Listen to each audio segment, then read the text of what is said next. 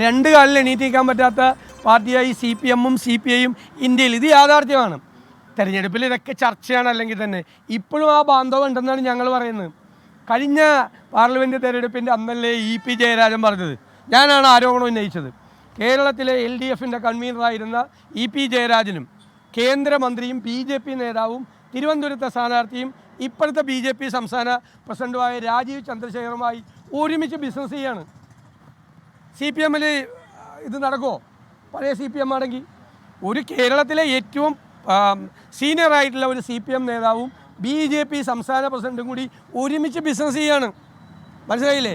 പ്രകാശ് ജാവദേക്കർ കാണാൻ വന്നു, എയർപോർട്ടിൽ പോണ വഴിക്കാണ് കാണാൻ വന്നതെന്ന്.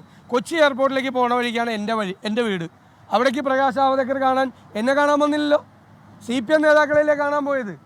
അപ്പോൾ ഇവരൊക്കെ തമ്മിലുള്ള ബന്ധം വളരെ വ്യക്തമാണ്. നിതിൻ ഗഡ്കരിയും പിണറായി വിജയനും തമ്മിലുള്ള ബന്ധം എന്താ? ഈ ഹൈവേ മുഴുവൻ പൊളിഞ്ഞ് തകർന്ന് പണ്ടരടങ്ങിയിരിക്കുമ്പോൾ ഞങ്ങൾക്ക് യാതൊരു കേസുമില്ല എന്ന് പറഞ്ഞിട്ട് സമ്മാനപ്പെട്ടിയും പൊന്നാടയുമായിട്ടാണ് നിതിൻ ഗഡ്കരിയെ കാണാൻ പോയത്. ആണോ? എന്താ കാര്യം? എന്തിനാണ് സമ്മാനപ്പെട്ടി കൊടുക്കുന്നത് നിതിൻ ഗഡ്കരിക്ക്? ഹൈവേ തകർന്നേനോ? സമ്മാനപ്പെട്ടിയും പൊന്നാടയും. അത് ഇവരൊക്കെ തമ്മിൽ ബന്ധമാണ്, പേടിയാണ്. ഡൽഹിയിലിരിക്കുന്ന യജമാനന്മാർ പേടിയാണ്.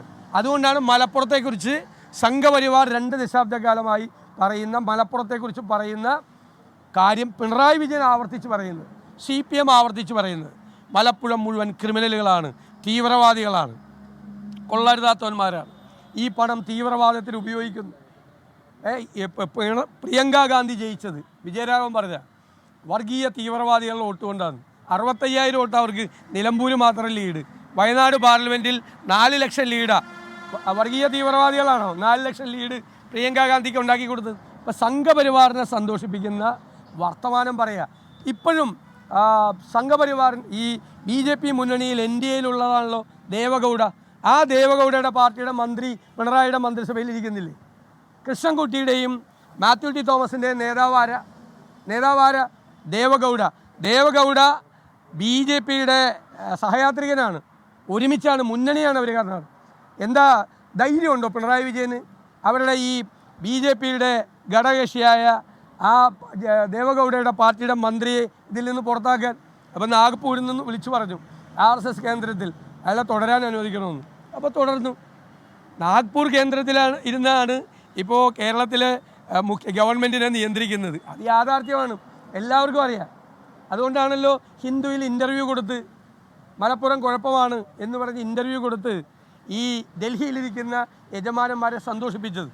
അത് തന്നെയാണ് ഇവിടെ. അപ്പോൾ അവിടെ ഇതൊക്കെ ഞങ്ങൾക്ക് നന്നായിട്ട് അറിയാം. തുടങ്ങുമ്പോൾ BJPക്ക് സ്ഥാനാർത്ഥി ഇല്ലാതെ വരുന്നു, പിന്നെ ദുർബലനായ സ്ഥാനാർത്ഥി വരുന്നു. അതിനെല്ലാം മറികടന്ന് ഉജ്ജ്വലമായ ഭൂരിപക്ഷത്തിൽ അവിടെ ആര്യാടെ ഷൗക്കത്ത് ജയിക്കും. ഞങ്ങൾ പറഞ്ഞല്ലോ 15,000 വോട്ടിന് ജയിക്കുമെന്നാണ് ഞങ്ങളുടെ കണക്ക്. ഈ പോക്ക് CPM പോകുന്നതുകൊണ്ട് ഞാൻ പാലക്കാട് ഇത് തന്നെ പറഞ്ഞത് 15,000 ഞങ്ങളുടെ കണക്ക്. അതിൻ്റെ മീതെ പോകും എന്ന് ഞാൻ തെരഞ്ഞെടുപ്പിൻ്റെ തലേദിവസം പറഞ്ഞു. അത് മീതെ പോയി 18ആയി. ഇവിടെ 15ആണ് ഞങ്ങളുടെ കണക്ക്. ഇത് ഇവർ ഇത്രയൊക്കെ ചെയ്തു വയ്ക്കുമ്പോൾ തീർച്ചയായിട്ടും അതിൻ്റെ മീതെ പോകാനുള്ള സാധ്യതയും കാണുന്നുണ്ട്.